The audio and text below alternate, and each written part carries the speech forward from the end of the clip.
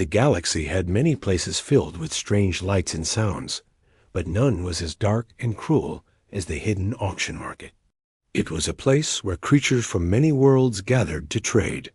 Some came for rare jewels, others for secret weapons, and some came to buy lives. On this night, the air was heavy with whispers. The market was full. Rich beings in shining clothes sat in high chairs.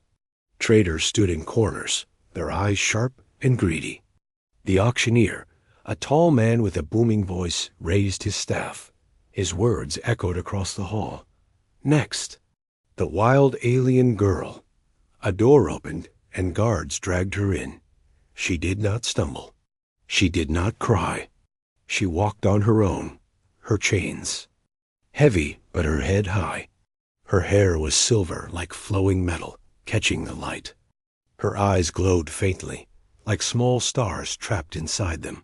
The crowd gasped.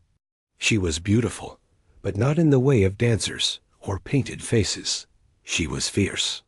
Her face was cold, strong, untamed. She looked more like a storm than a girl. That was why they called her the wild alien girl. The auctioneer shouted, "Here she is, the last of her kind. Take her as a servant. Take her as a trophy. Take her as a prize. Who will bid?" But silence followed.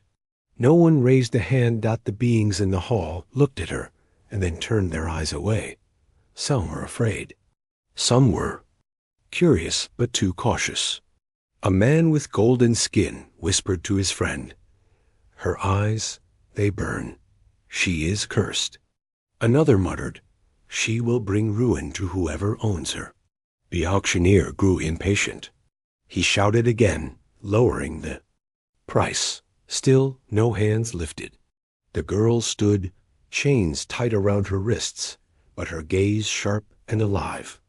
She refused to bow. Even when a guard shoved her, she did not bend. She was too strong, too proud, and that strength scared them. Then, from the back of the hall, a sound of movement came. A young human rose from his seat. He was plain, dressed in simple travel clothes. No one knew him. He was not rich, not powerful. His name was Jiho. He looked at her, and in that moment, he did not see a curse. He did not see a monster. He saw someone who had lost everything, someone who still stood, tall even when chained. Something inside him stirred, something he could not explain. The auctioneer, shocked by the silence, barked, "Does no one dare? Is there not even one?" Gio raised his hand. The hall froze. Heads turned, mouths opened in disbelief. A ripple of laughter spread. A trader laughed so hard, he slapped his knee. A human? A poor human dares to buy her? But Jiho's hand did not shake. He did not lower it. His eyes stayed fixed on the girl. The auctioneer blinked and shouted quickly, "Sold to the human." The crowd erupted with noise. Some laughed, some cursed, some shook their heads. "Fool! She will kill him before the night ends." One hissed. Another muttered, "He does not know what he has done." The guards shoved the girl forward. For the first time, her eyes left the floor of the stage. She looked at Jiho. Her silver hair fell across her face, and her star-like eyes narrowed. She did not speak, but inside, a question formed. Why? Why would this small, unknown human dare to raise his hand when no one else did? The auction hall closed behind them, and their journey had begun. Jiho walked out of the auction hall with the girl beside him. Chains rattled against her wrists and ankles, but her steps were firm, her eyes burning with hidden fire. People stared as they passed, whispering and laughing. "That human has no idea what he's carrying," one said. "He bought death itself." Another mocked, but Jiho ignored them. He led her through the station until they reached his small ship. It was not grand or shining like the ships of the rich.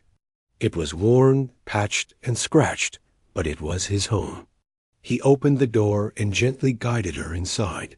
The girl stood in the middle of the small cabin, her silver hair falling across. Her face. She waited for him to strike her, to give commands, to treat her like an object. That was what she had known for years. But Jiho did none of that. He walked to a small cupboard, pulled out food, and placed it before her. You must. Be hungry, he said softly. She stared at him, not moving. The chains around her wrists clinked as she slowly reached for the food. Her hands shook. She expected poison, expected a trick. But when she tasted it, it was simple bread, soft and warm. Tears burned in her eyes, though she quickly turned away. So he would not see. My name is Jiho, he said gently. What's yours? For a moment, silence. Then her lips parted. Era, she whispered, her voice low and broken, as if the sound of her own name felt strange after so long. Era, Jiho repeated, smiling. That's a strong name. She blinked at him, confused. Why was he smiling? Why did he not treat her like a thing? Days passed as the ship drifted through the stars. Era spoke little, always watching, always waiting for him to reveal his true nature. But Jiho was patient. He fixed her wounds, cleaned her chains, and treated her with kindness.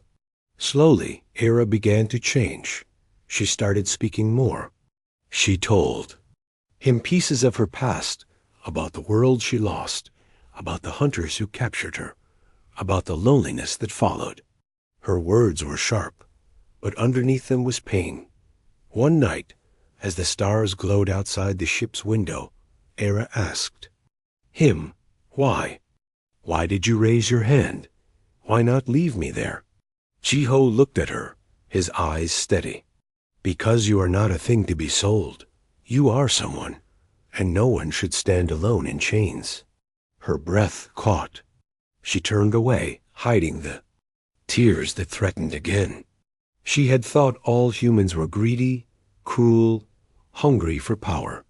But Jiho was different. Their journey was not without danger.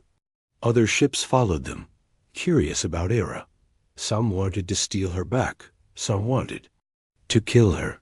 Jiho had to use every trick he knew, fast turns, hidden paths, sudden jumps to keep them safe. More than once, Era thought he would give up, that he would sell her to save his own life. But each time Jiho stood firm. When their food ran low, he gave her his portion.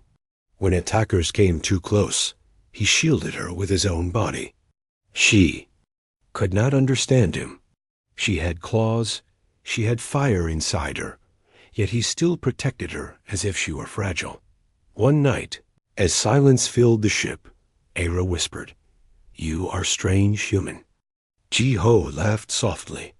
Maybe, but I think sometimes being strange is good. For the first time in years, Era let herself smile, though it was small and quick. In her heart, something began to change. The fire in her eyes was no longer only anger. It was hope that the wild alien girl was no longer alone. The ship drifted toward a red planet where Jiho hoped to refuel, but trouble waited for them. As they landed, warlords surrounded the ship with soldiers and machines.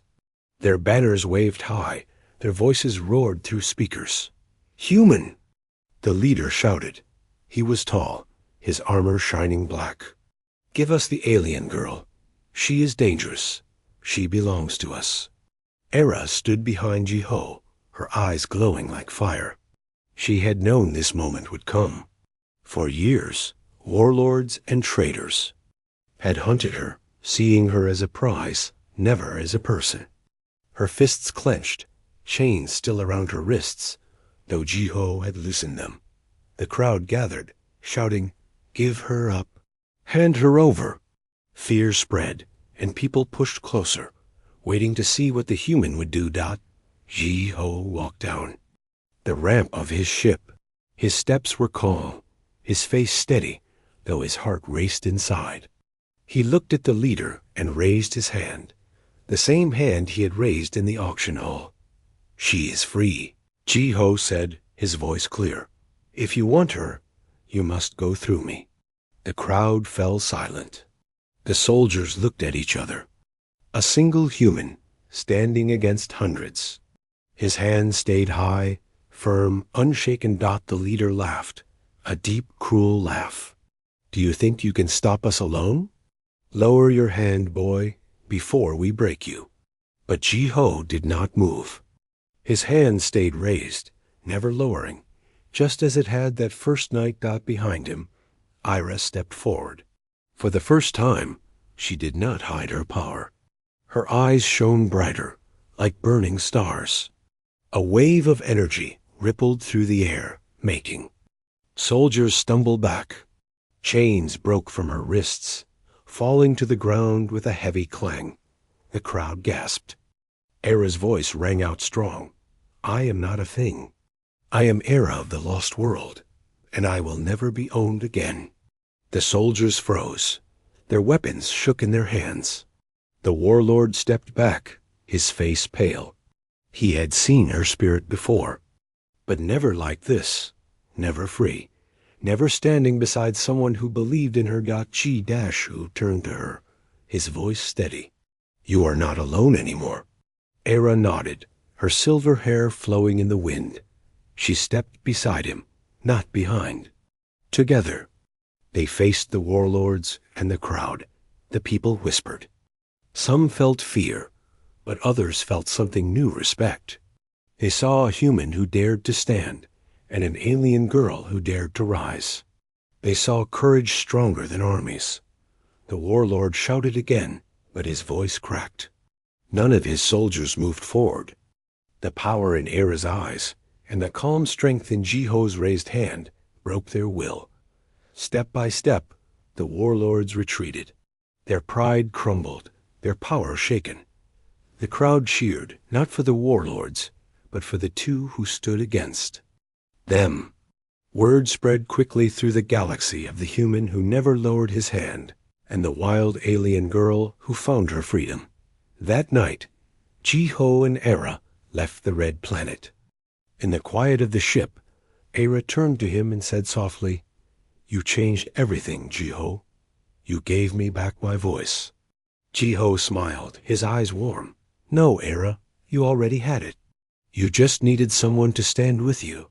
For the first time in her life, Era felt peace. Not because she was safe, but because she was no longer alone. Together, they flew into the stars, their story just beginning, and across the galaxy, people whispered their names with hope that the human who raised his hand, the alien girl who rose beside him, and the promise that courage could change the universe.